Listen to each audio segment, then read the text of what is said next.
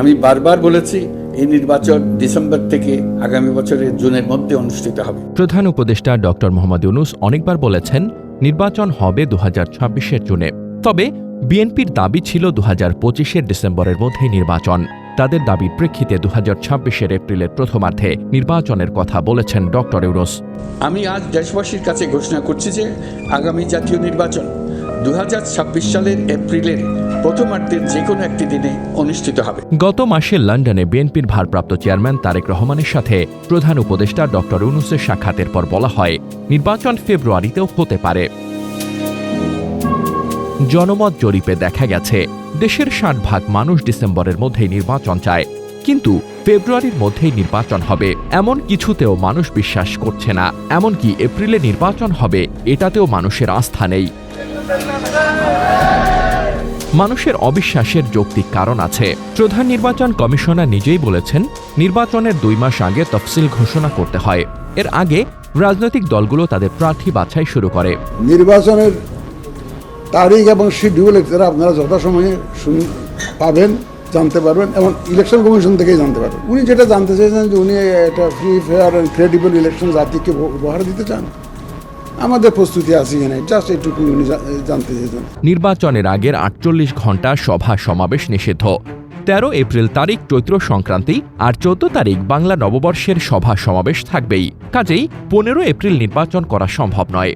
তাই এপ্রিলের প্রথমার্ধে নির্বাচনের সর্বশেষ সম্ভাব্য তারিখ 12 এপ্রিল 2026 রবিবার। সেক্ষেত্রে তফসিল ঘোষণা করতে হবে 12 ফেব্রুয়ারি 2026-এ। কিন্তু সে সময় শুরু হবে রোজা। রোজার মধ্যে মনোনয়নপত্র জমা, নির্বাচনী প্রচারণা এই সবই জটিল হয়ে যাবে। ঈদের পর মাত্র 2 সপ্তাহ সময় থাকবে নির্বাচনী প্রচারণার। এর মধ্যেই আবার এসএসসি পরীক্ষাও চলবে। আর এপ্রিলের চরম গরম আর কালবৈশাখীর আশঙ্কার মাঝে জাতীয় নির্বাচনের কোনো নজির বাংলাদেশে নেই। রাজনীতি বিশ্লেষক ডক্টর মারুফ মল্লিক বলেছেন প্রধান উপদেষ্টা এমন একটা সময় ঘোষণা করেছেন দেখা যাবে রাজনৈতিক দলগুলো উল্টো নির্বাচন পেছানোর দাবিতে আন্দোলন করবে। যারা এখন নির্বাচন চাচ্ছে তারাই তখন নির্বাচন পেছাতে বলবে। অথচ শেখ হাসিনার পতনের পর জনগণের দাবি ছিল দেশে গণতন্ত্র ফিরে আসবে, একটি নির্বাচিত গণতান্ত্রিক সরকার রাষ্ট্র পরিচালনা করবে। শেখ হাসিনা সরকার নির্বাচন ব্যবস্থাকে ধ্বংস করে গেছেন। আর তাই জাতীয় ঐক্যমত কমিশনের সদস্য ডক্টর বদিউল আলম মজুমদার মনে করেন নির্বাচনের তারিখ নিয়ে বিতর্কের কোনো মানেই হয় না। দরকার নির্বাচনের পরিবেশ সৃষ্টি করা, বিশেষ করে প্রার্থীদের জবাবদিহিতার আওতায় আনার উপর জোর দিয়েছেন তিনি।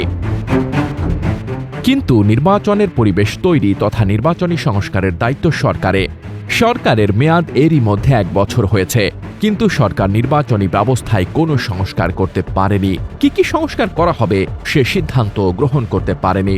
নির্বাচন আইনে সংস্কার, নির্বাচনী আসনের সীমানা নির্ধারণ, নতুন রাজনৈতিক দলের নিবন্ধন এই সব কিছুই করতে হবে তফসিল ঘোষণার আগে। একই সাথে নির্বাচনে যাতে দুর্নীতি না হয়, প্রার্থীরা যাতে আচরণবিধি মেনে চলেন এবং প্রার্থীদের জবাবদিহিতা নিশ্চিত করার বিষয়গুলোতে জোর দিচ্ছেন বদিউল আলম মজুমদার সহ অনেকে। নির্বাচন ব্যবস্থা যাতে একটা স্বচ্ছতা প্রতিষ্ঠিত হয় সেটা আমরা চেষ্টা করেছি। অন্যদিকে জাতীয় ঐক্যমত কমিশন জোর দিচ্ছে নির্বাচনের পরের অঙ্গীকারে 2 বারের বেশি প্রধানমন্ত্রী না হওয়া সহ সরকারের জবাবদিহিতা এবং ভবিষ্যতে শেখ হাসিনার মতো ফ্রাঙ্কেস্টাইন তৈরি না হওয়ার প্রক্রিয়া তৈরি করতে চান তারা। ত্রুটিপূর্ণ নির্বাচন প্রক্রিয়ায় বারবার ক্ষমতা কক্ষিগত করার মধ্য দিয়ে একটি রাজনৈতিক দল বর্বর ফ্যাসিস্টে পরিণত হয়েছিল। এই ধরনের নির্বাচন যারা আয়োজন করে তারা জাতির কাছে অপরাধী হিসেবে চিহ্নিত হয়ে যায়। কিন্তু এর বিপদও আছে। আপনি এমন একটি মেশিন তৈরি করলেন যা আপনাকেই খেয়ে ফেলল। দুর্নীতি দমন কমিশনকে এতটাই স্বাধীন করলেন যে তারা সরকারের মন্ত্রী এমপিদেরকে দুর্নীতির দায়ে সরিয়ে দিতে পারছে। আদর্শিকভাবে সবাই এতে একমত, কিন্তু বাংলাদেশের বাস্তবতায় কোনো রাজনৈতিক দল এমন ব্যবস্থা চায় না। এর মধ্য দিয়ে ক্ষমতাচ্যুত আওয়ামী লীগ এবং শেখ হাসিনার ফিরে আসার পথ তৈরি হবে। ভবিষ্যতে বিচার বিভাগ ও দুর্নীতি দমন কমিশন যদি সরকারের অপশাসন ও দুর্নীতির বিরুদ্ধে অবস্থান নেয় তা আদর্শিকভাবে প্রশংসনীয় হলেও রাজনৈতিকভাবে শেখ হাসিনার বিচার ও দুর্নীতিকে চাপা দিয়ে দিবে। আর তাই কাগজ কলমে স্বাধীন দুর্নীতি দমন কমিশন বা স্বাধীন বিচার বিভাগ চাইলেও বাস্তবে এর প্রয়োগ এখনও সুদূর পরাহত। এখানেই বিএনপি সহ রাজনৈতিক দলগুলোর সাথে ডক্টর ইউনূস সরকারের মতো পার্থক্য। ঐক্যমত কমিশন আদর্শিক দলিল করলেও তার কোনো প্রয়োগ তারা করে যেতে পারবে না। 2 থেকে 3 বছরের একটা চর্চার মধ্য দিয়ে এটিকে বাস্তবতায় পরিণত না করলে ভবিষ্যতে এর প্রয়োগও কল্পনায় থেকে যাবে। অথচ এনসিপি সহ কয়েকটি রাজনৈতিক দলের দাবি সংস্কার ও বিচারের পর নির্বাচন। 6 জুনের ভাষণে প্রধান উপদেষ্টা যে রোডম্যাপ দিয়েছেন তাতেও তিনি বলেছেন প্রথমে বিচার, এরপর সংস্কার এবং তারপরে নির্বাচন। যেই প্রতিষ্ঠানগুলো নির্বাচনের সঙ্গে সরাসরি জড়িত সেগুলোতে যদি সুশাসন নিশ্চিত করা না যায় তাহলে ছাত্র জনতার সকল আত্মত্যাগ বিফলে যাবে। সংস্কার, বিচার, নির্বাচন এই 3টি ম্যান্ডেটের ভিত্তিতে আমরা দায়িত্ব গ্রহণ করেছিলাম। বিচার ও সংস্কার প্রক্রিয়া শুরু করে নির্বাচন দিতে গেলে এপ্রিলের মধ্যে নির্বাচন করা এখনো দুঃসাধ্য, কারণ এখন পর্যন্ত সংস্কারের জন্য রাজনৈতিক দলগুলো একমত হতে পারেনি।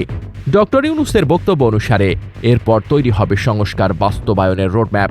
এখানে আবার কয়েক মাস লেগে যাবে। এরপর তা বাস্তবায়ন প্রক্রিয়া শুরু হবে। কিছু মৌলিক সংস্কারের ব্যাপারে বিএনপিও একমত। এর মধ্যে রয়েছে নির্বাচন আইনের সংস্কার, নির্বাচনী আসনের সীমানা নির্ধারণ, নতুন রাজনৈতিক দলের নিবন্ধন, নির্বাচনী আচরণবিধি প্রণয়ন এবং তা বাস্তবায়নের পদ্ধতি নির্ধারণ। এখনও পর্যন্ত ঐক্যমত হয়নি, অথচ এসব বিষয়ে একমত হয়ে তার রোডম্যাপ তৈরি করে বাস্তবায়ন করতে কমপক্ষে 1-1.5 বছর সময় লাগবে।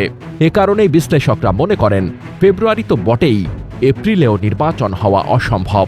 যে এই ওয়ার্ডটা ছিল জুনের থেকে আমি 1 মাস আগে আনলাম, কিন্তু এই লম্বা সময় এখন এই জুন মাস থেকে শুরু করে